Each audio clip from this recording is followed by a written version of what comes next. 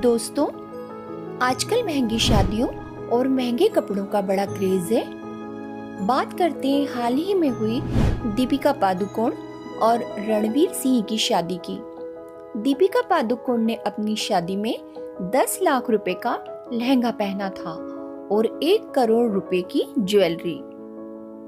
बड़े बड़े गिफ्ट दीपिका पादुकोण को मिले जिनकी कीमत करोड़ों रुपयों में है तथा इनकी शादी में अरबों रुपए खर्च हुए हैं। यही नहीं, यदि हम हीरोइन सोनम कपूर की शादी की बात करें तो सोनम ने 70 लाख रुपए का केवल लहंगा अपनी शादी में पहना था और करोड़ों रुपए की ज्वेलरी। और दीपिका की तरह सोनम कपूर की शादी में भी अरबों रुपए लगे। शिल्पा शेट्टी और ऐश्वर्या राय भी इस दौड़ में पीछे नहीं है। शिल्पा ने अपनी शादी में 50 लाख रुपए का और ऐश्वर्या ने 90 लाख रुपए का केवल लहंगा पहना था। दोस्तों, इन हीरो और हीरोइनों की शादी की तामझाम को देखकर आम आदमी बहुत ज्यादा प्रभावित होता है।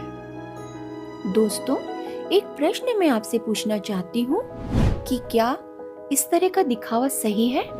आजकल की युवा पीढ़ी अनजाने में इन हीरो और हीरोइनों को अपना आइडल मान लेती है, जिससे वो इन्हीं की तरह बनने की कोशिश करती है और परिणाम ये निकलता है कि वे अपने मार्ग से पथभ्रष्ट हो जाती हैं और इससे समाज को बहुत बड़ी हानि होती है।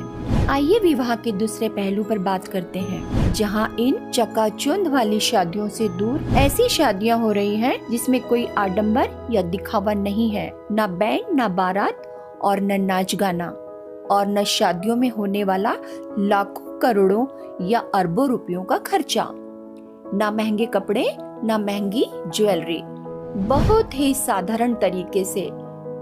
जी हाँ, मैं बात कर रही हूँ संत रामपाल जी महाराज के आदर्शों पर चलने वाले उनके शिष्यों की। आइए आपको शादी की एक झलक दिखाते हैं।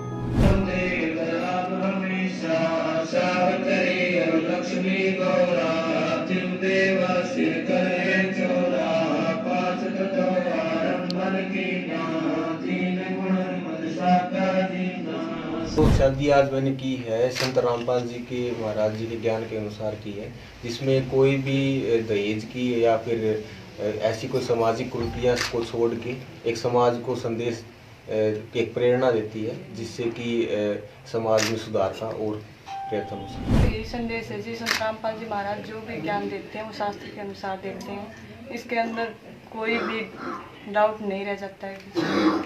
बस यही है जी, बिना दहेज के सब कुछ बेटियां बोझ नहीं बनती माँ बाप पे। मेन तो इस शादी की खास बात यह है कि इसमें किसी भी प्रकार से दहेज ना तो लिया जाता है और ना ही दिया जाता है। केवल 17 मिनट में भगवान को याद करके शादी बड़ी सादगी से पूर्ण होती है। इस शादी में शराब और अन्य किसी भी नशीली वस्तु का प्रयोग नहीं किया जाता है।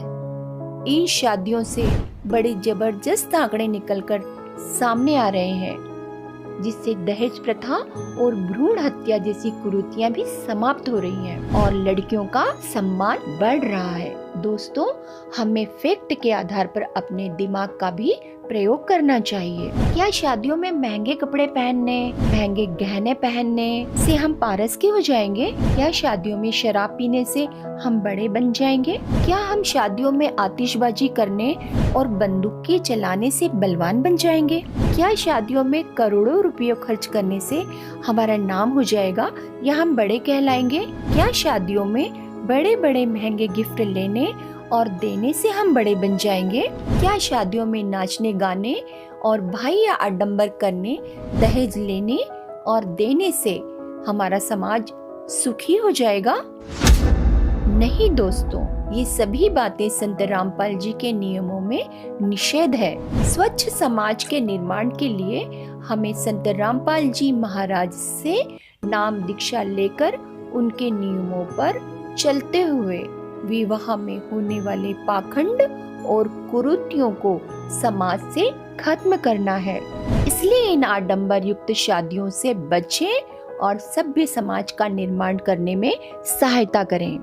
नेशनल क्राइम रिकॉर्ड ब्यूरो के अनुसार भारत में हर वर्ष हजारों लड़कियों को दहेज उत्पीड़न के कारण जान गंवानी पड़ती है, लेकिन दहेज मुक्त भारत के सपने को साकार कर रहे संत रामपाल जी महाराज ने लाखों बेटियों का दहेज रहित विवाह करा के समाज सुधार की अनोखी मिसाल पेश की है। यदि आप भी दहेज मुक्त भारत बनाने के सपने को साकार होते हुए देखना चाहते हैं, तो आज ही हमारी वेबसाइट पर जाकर इस अनमोल पुस्तक